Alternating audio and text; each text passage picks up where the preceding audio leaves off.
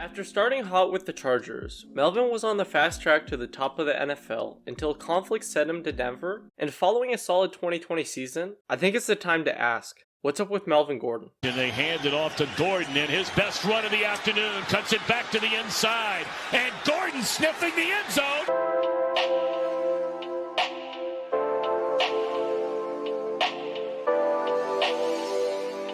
After not getting the deal he wanted with the Chargers following an Eckler extension, Melvin decided to try out the market and ended up with the Broncos. Going into Denver, Melvin was joining a running back unit with a rising talent in Philip Lindsay and added depth in Royce Freeman. Coming off of just over 600 yards and a lackluster 3.8 yards per carry in 2019, Melvin was looking to bounce back the following year in Denver. Although he initially split carries with Phillip, Melvin had a much better season with the Broncos as he put up nearly 1,000 yards and 9 touchdowns along with an improved 4.6 yards per carry. Although a great stat line, it's important to consider that Phillip only ended up playing in 11 games, so Melvin's production makes sense as he had controlled the offense for most of the season. Nonetheless, following his all-around improvement in Denver, things became very interesting as Philip Lindsay left the team for Houston. It seemed like Melvin was going to be the sole workhorse, but it turns out the Broncos wanted to keep the dual-threat running back style by drafting Javonte Williams out of North Carolina. Now the battle for RB1 seems to be much more interesting now that a stud like Javonte is in the mix. No ill will towards Phillip, but I think Javonte has top 10 running back potential and could definitely take the starting spot quicker than many would expect. Currently it's looking like Melvin is going to start off the season as the RB1, so it's likely going to be on his play to determine how much he has to split the backfield. If he were to struggle, I'm sure the Broncos wouldn't mind giving their second round pick a greater workload. Not only that, but Melvin is a free agent in 2022, so if he struggles, it won't be too big of an issue. Anyways, Melvin has already proven that he can produce in Denver, so if he can at least replicate last season's success, then I'm sure he'll be fine. Before we talk about the future of Melvin, make sure to smash that like button, subscribe for more stuff like this, turn on noties in order to stay tuned, and grab a shirt if you want. Anyways, back to the video.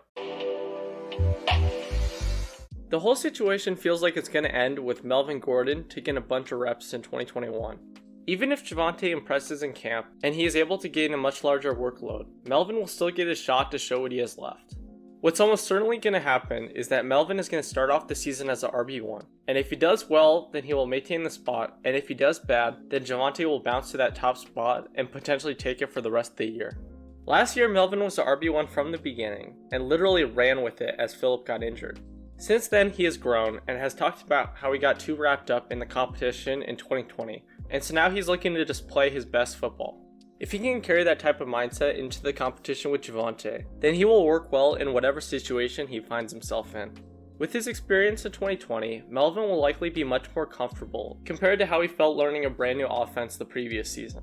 Upon that, coaching has learned throughout this time what Melvin likes to do and what he's good at, so they will likely drop stuff that will take advantage of his strengths and hopefully eliminate his weaknesses. If he does well in 2021, then he'll likely get a contract to be a part of a two-back attack forming in the Rockies. The problem is that Melvin has had issues with certain contracts, and so he might want to leave in search of the biggest buyer, but I guess you never know. I mean, the Broncos did move up picks to get Javonte, so they definitely believe in his play. And their belief in Javonte makes Melvin seem a bit dispensable. These style of situations usually get a bit rough for both parties, but it seems like they both respect one another, and in fact Melvin vowed to help Javonte no matter who ends up starting.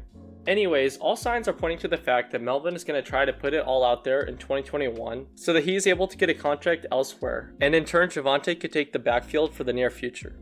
Although there is always a chance for him to stay, I'm sure Melvin is going to join a contender for a bigger bag than what he would get in Denver.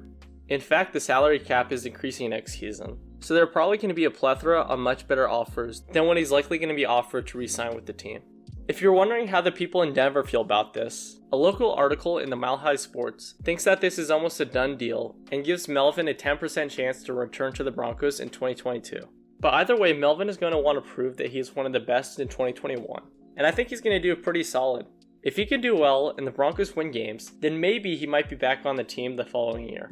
The only situation that I could really think of that would bring Melvin back is if Denver made the playoffs, or at least had a bunch of promise. Coming off of a 5-11 record, in a division with guys like Mahomes and Herbert, seems to indicate more of the same the following season, so this might be a bit of a stretch. Although there is likely another underwhelming year for the Broncos in store, If Teddy Bridgewater and Melvin Gordon can step up on the offensive side, and guys like Surtain and Von Miller on defense, then maybe the team could edge a wild card, but that's even a bit much to hope for. It's a bit of a stretch, but it's probably the only way that Melvin stays with the team past this season. Anyways, now that we established the logistics of Melvin coming back, let's try and see what he can do this season. With a guy like Javonte drafted to take his spot, I think Melvin is going to want to go out with a bang, and I think he'll go for over 1,000 yards for the second time in his career.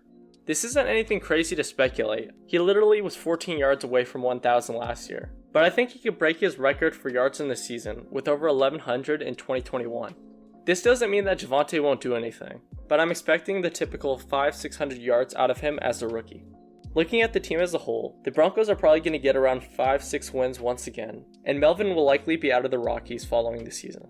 Let me know what you guys think is going to go down with Melvin and the Broncos in 2021. But anyways, next year will show what Melvin has left in the tank.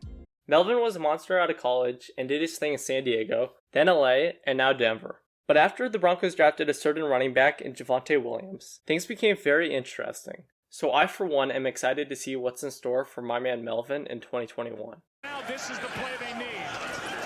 Gordon is going to get toward the end zone and in. Thanks for watching the video. If you enjoyed, it would be awesome if you guys could subscribe, like, and comment down below what videos you want next. Anyway, see you all soon and peace out.